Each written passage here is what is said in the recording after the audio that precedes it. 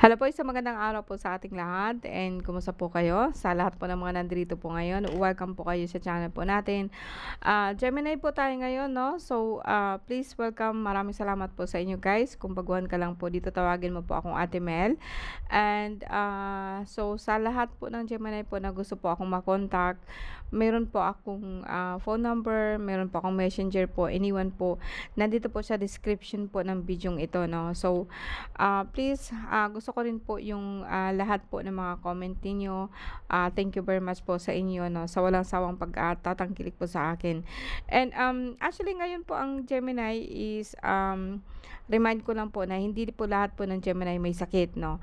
Ito po ay para po sa mga Gemini po na parang gusto po nilang malaman kung ano po nangyari po sa kanila. So this is gonna be for you and please be with me po para po sa ating dasal, no. Diyos ang mga makapangyarihan sa lahat, maraming salamat po sa lahat ng biyaya po na binigay mo sa akin. Thank you very much po sa mga mahal ko sa buhay, huwag mo silang pabayaan. Christatim Hisum Christi Pater Salvame, Christatim Hisum Christi Pater Salvame, Christatim Hisum Christi Pater Salvame, Paternum Deum Christum Solumi Christatim Christum Igosum, Jesus Nazareno Religiosos Hosdom Christum de Prono Sotrostrum Omni Salvame Salvame Salve Igosum Rebeltas Staris, no? Okay, kumusta po kayo dyan, Gemini? Ang gagawin po natin ngayon, guys, no? Kasi malawak po ang ating harapan and pinipilit ko po na kahit papaano makikita po ninyo kung ano pong ginagawa ko, no? So, ito po yung tarot card kung saan ginagamit ko po sa lahat po ng may sakit, no? And kukuha po ako dito ng kasalukuyan. It's gonna be 9 card. And iset aside ko po yun. Kukuha po ako ng nakaraan. And probably in the future, no? Para po, kahit pa paano po, meron tayong idea kung ano po ang ginagawa po natin dito, no? So, Gemini, May 21 to 6/21, Gemini is an air sign. And triangle po ang kanilang simbolo po. Okay, Gemini, May 21 to June 21, ano po nangyari po sa inyo? Gemini, no? Okay, I have 9 cards here.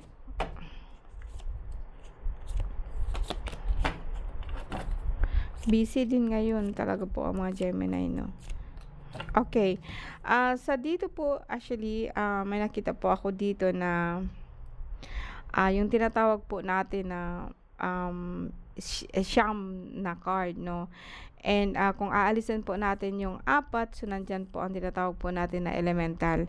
And makukunik po natin ito sa pamagitan po ng pagbalik uli lahat. And malaman natin kung ano po nangyari po sa kanila right away, no?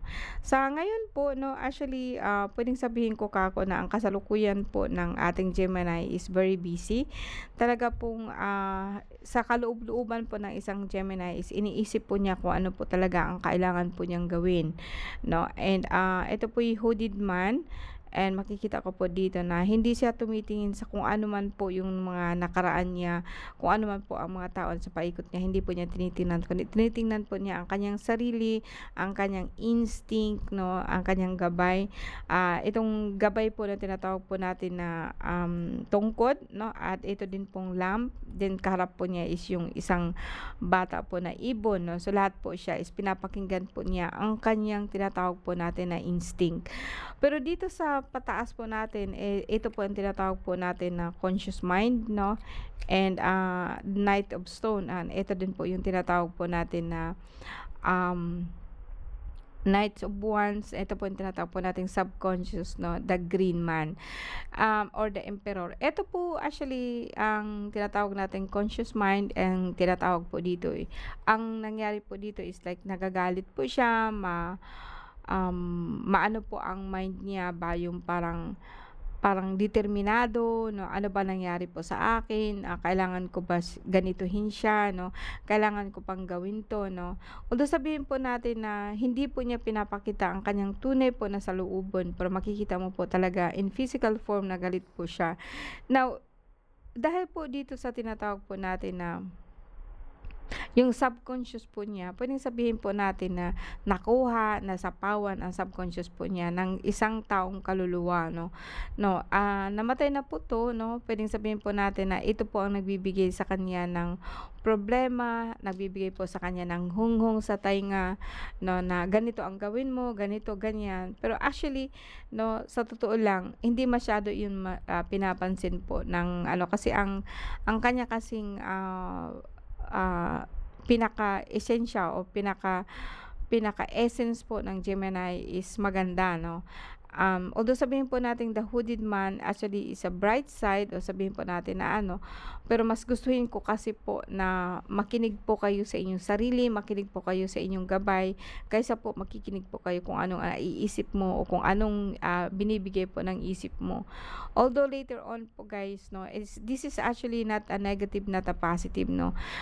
Pero sa dalawang 'to, ang nakaraan po niya is like may naghihintay lang po sa kanya, and then dito po sa kaharap po niya is may nakaharang po na kung sabihin po natin mga kalaban po niya. Sino po ang kaaway niya? Puwedeng sabihin po natin na member lang po ng family kung saan niya kilala. Okay, kung ilalagay ko po 'yan lahat, dito din po 'no, sa pagitan na 'to makikita po ninyo ang 5. Which is actually, 5 element, pinakasentro po dito yung spirit, kaya makikita ko po na parang napakaimportante po nito sa 4. And tignan natin kung ano po talaga yung iniisip niya, ano po yung nasa likod niya, ano yung nasa tagiliran niya, ano po yung nasa harapan niya. And, actually this one, it's neither kasi po naka-hood po siya 'no, hindi po siya nakitingin ng kahit na sino. And although ang mind po ng isang Gemini ngayon is galit po siya 'no, saan po siya nagagalit? Puwedeng sabihin po natin dito po na kung saan, puwedeng sabihin po natin na positive, both tatlo ang positive dito and isa lang po ang negative 'no. Negative po ito pero mas makita ko mas makapangyarihan ito kaysa sa tatlo 'no. Kasi po dito po malalaman po niya kung bakit po nagkakagano'n 'no. Actually iniisip po niya na yung kasaganaan, yung pera, yung abundance 'no, tinitingnan niya talaga kung paano at kung saan po siya nangyari 'no. Hindi po siya galit, nagpe-penetrate lang po siya kung ano po talaga nangyari sa kanya. Pero kung pagsabayin ko po dito 'no, actually si Gemini is hindi na po siya nakatingin dun sa gaano po kabigat 'no, mas tinitingnan po niya kung saan po, yung abundance, pera, more on kasaganaan, more on kung nasaan, more on kung ano po ang nagpapaano siya. Hindi na po niya tinitingnan kung gaano po kabigat ang kanya pong nararamdaman. And kung dito naman, pagtabiin natin dito 'no, dito niya kasi nga nasa sentro po ang ating hooded man, then nakalagay po dito ang subconscious mind niya. Ang subconscious mind niya kasi when he was young or he or she was young 'no, tinitingnan po niya nung bata pa siya, mayroon siyang kagalit pero hindi po niya ito masyado pong iniinda, mas iniinda po niya ito pong tinatawag po natin na kaluluwa, na nagbibigay po sa kanya ng problema, nagbibigay po sa kanya ng mga delay, nagbibigay po sa kanya ng, mga maling information po 'no. And, eto po 'no, puwedeng sabihin natin 'pag patay na 'to, puwedeng sabihin po natin na kaluluwa. Ang kaluluwa kasi is neither good neither bad 'no, puwede siya kung depende po kung ano po ang kasunod niya. Pero dito kasi, itong kaluluwa na kasi, ito po yung nagbibigay sa kanya ng karamdaman. Yung para po bang nagkakasakit-sakit siya.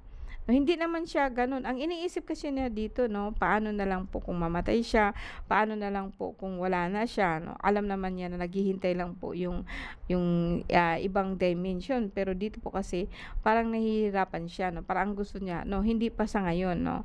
And, kung titingnan ko dito lahat 'no, although mabigat talaga ang likod niya, mabigat ang responsibilidad niya, masakit po ang ulo niya, and, more on nakikita ko yung likod niya, yung lower back po natin or lower back po ninyo sa may likod, o tinatawag po natin na chakra, medyo masakit po yun lagi 'no. And, itong kawkawan po ng kanilang mga kamay, masakit po 'yun 'no, lalo na po kapagka nakahiga 'no.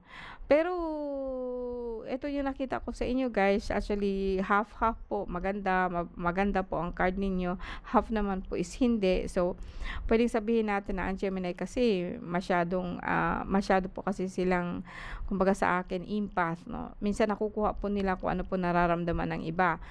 And, dito naman po is like, marami kasi nangyari sa kanila lalo na po nung mga nakaraan 'no.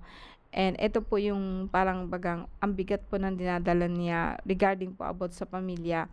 Pero, makikita ko din po dito na actually ang kasiyahan mo po is like parang parang yung immune ka na ba 'no, na ganito na yung nararamdaman ko, okey lang po. Hindi mo kasi masyado siyang sinasabi sa iba 'no, hindi siya masyadong kung ano man po ang nararamdaman mo sinasarili mo lang po siya 'no.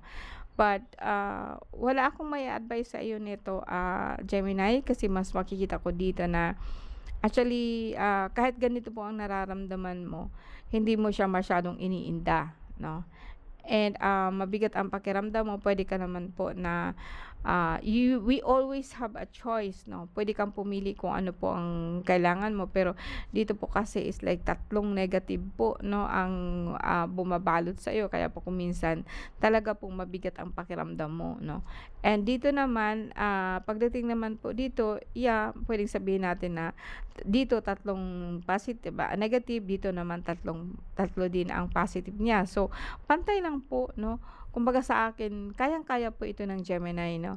And, 'wag lang po ikaw magpadalos-dalos ng desisyon kasi nga po, ang Gemini kasi is an air 'no, kung minsan po talaga pong, nagdedepende po kung anong taon sila.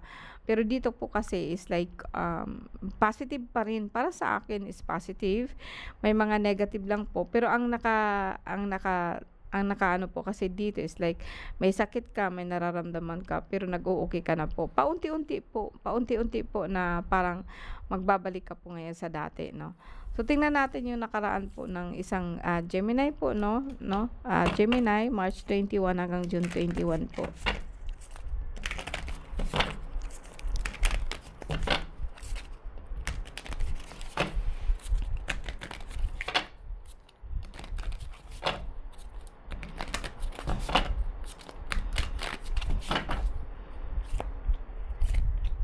Ang Gemini po kasi nung nakaraan, wow, marami po dito na, parang inatake po 'no. Puwedeng sabihin po natin dito na medyo masakit po ang batok po ng isang Gemini nung nakaraan 'no.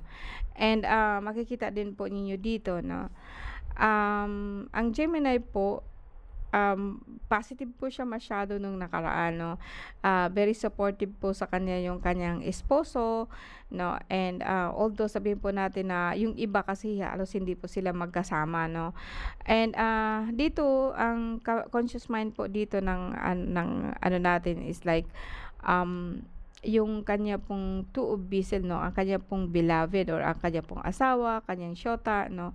And although dito sa ating, dito po sa ating, essence or sinasabi po natin na pinakapunteriya or, ang pinakalaman po ng kanyang card nung panahon is like ano, the Shaman. The Shaman po is the magician, and the Shaman po is depende po siya 'no. So, ibig sabihin po nito, ang buhay po ng isang Gemini is puno po ng kababalaghan 'no.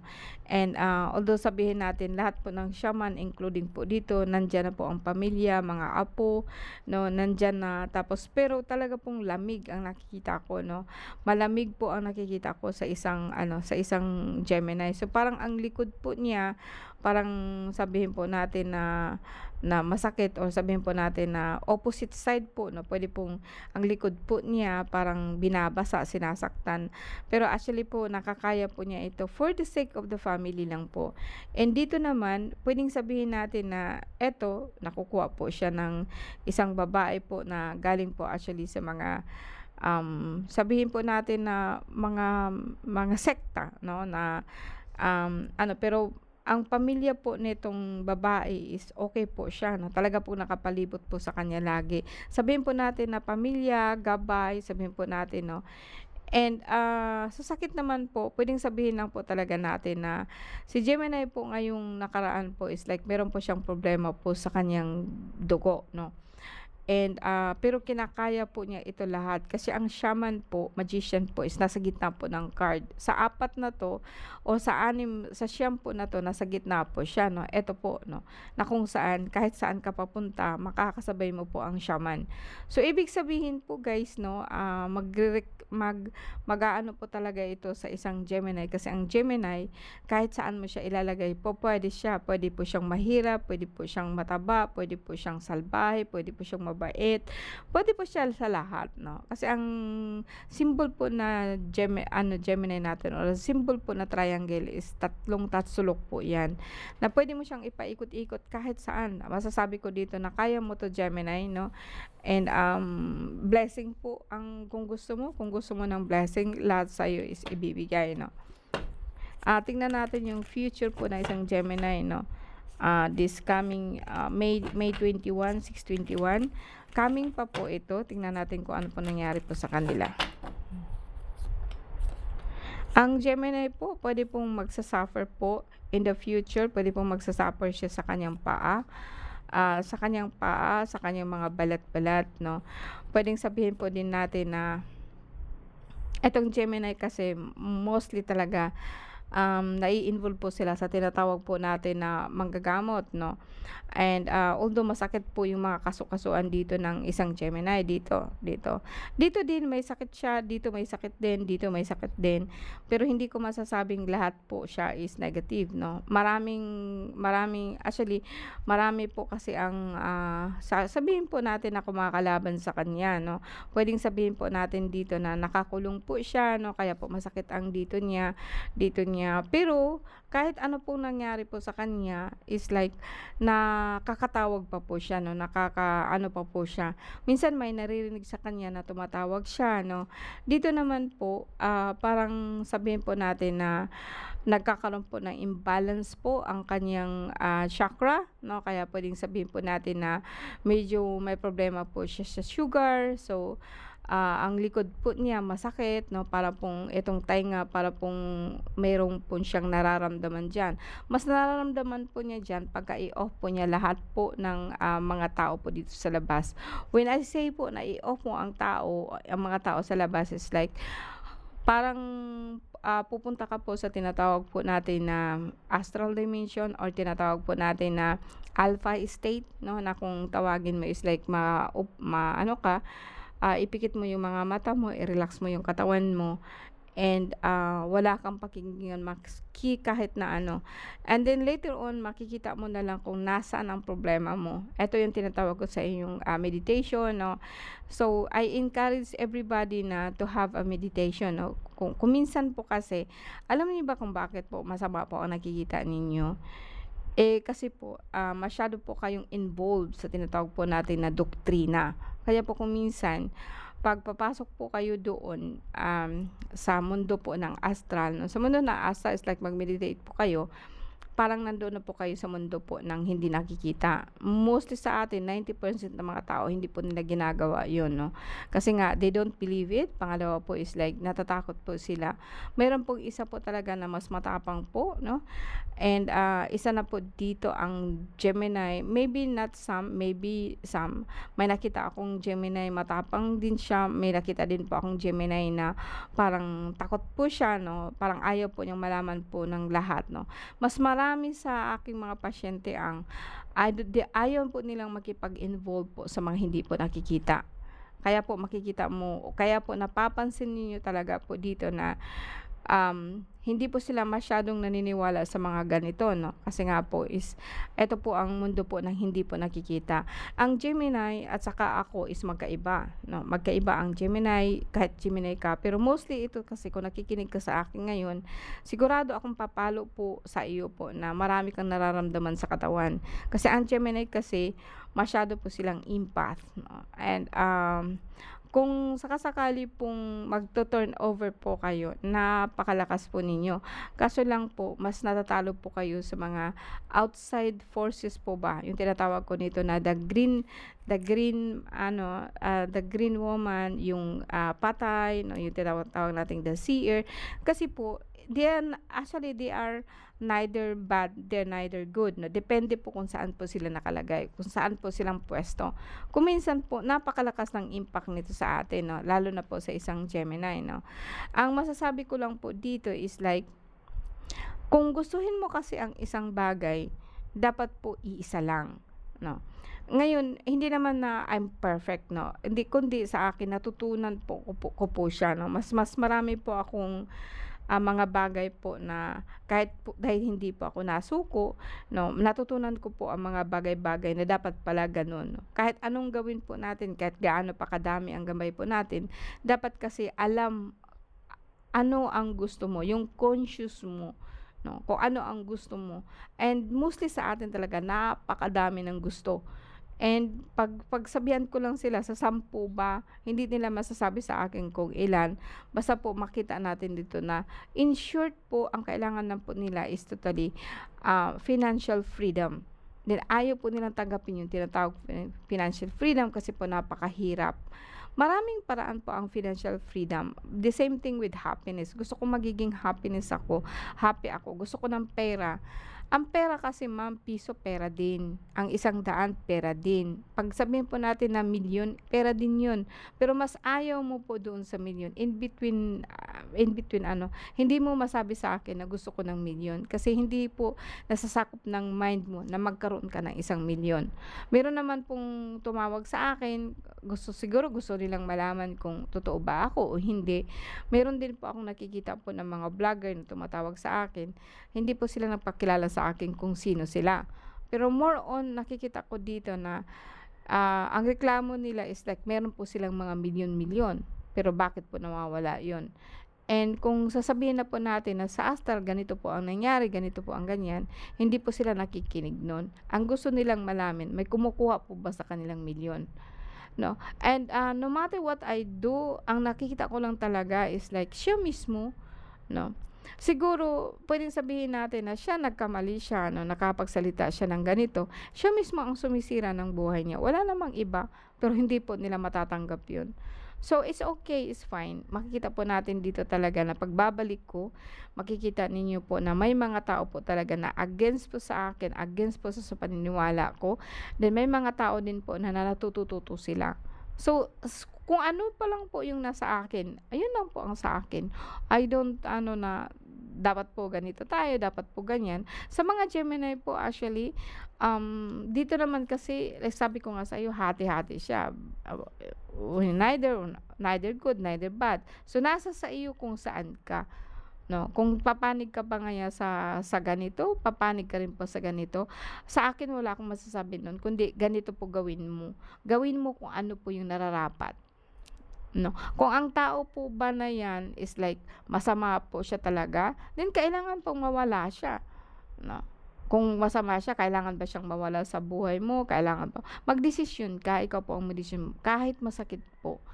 'No, kasi pagdating dito sa mundo wala namang mananakit sa iyo kundi kapwa mo lang, kundi kapwa mo manggagamot, kapwa mo, diwata, kapwa mo is ganito 'no. Hindi rin lahat ng diwata is, okey, hindi rin lahat po ng kaluluwa okey, hindi rin po lahat po ng mga witches is bad 'no. Isa lang po ang pinanggalingan po natin, bakit po may masama, bakit po may hindi, 'no. So, ang masama po talaga is like to teach us the lesson, para turuan tayo kung ano po ang puwede mong piliin, puwede mong ganituhin, 'no. Hindi rin puwede na magsabi ka ng ending na, ayaw ko sa kanya, ayaw ko sa ganito, gusto ko lang sa ganito. Hindi rin siya po puwede kasi susubukan at susubukan ka po talaga. Lalo na po kapagka nakatawid na po kayo sa tinatawag po natin na threshold na kung saan, papunta ka po sa 5th dimension o 4th dimension 'no, mas okay na po sa'yo talagang malaman kung ano po ang totoo. And minsan susubukan ka talaga ng mga pagsubok po talaga na hindi po basta-basta. And, sad but it's true. And, masasabi ko sa Gemini, just go ahead, gawin mo kung anong nararapat. and, 'wag ka pong magi-guilty kung if ang mapatutsadahan mo is like pamilya mo lang, like po ang maaalis mo lang is pamilya mo lang. In this world wala kang pamilya, 'no? And, ang may pamilya lang po talaga dito kasi sabihin mo siya, "Yeah, kapatid ko siya sa katawan but not in flesh and blood." Yes, kapatid mo siya but not in spirit. And, ang kalaban po talaga natin dito is something that we don't see. No, and we don't see about the witches, no, we don't see about this diwata, we don't see about this mga seer, mga ang mga sakit po like po tinatawag po natin na mga mga paralyzed, no. Kita natin yung katawan pero hindi po natin alam talaga kung ano po talaga yung entity na yun. Alright guys, no, thank you po very much po. See you again next time so sa Gemini. And ang susunod po natin ngayon is Aries. Maraming salamat po. Bye po.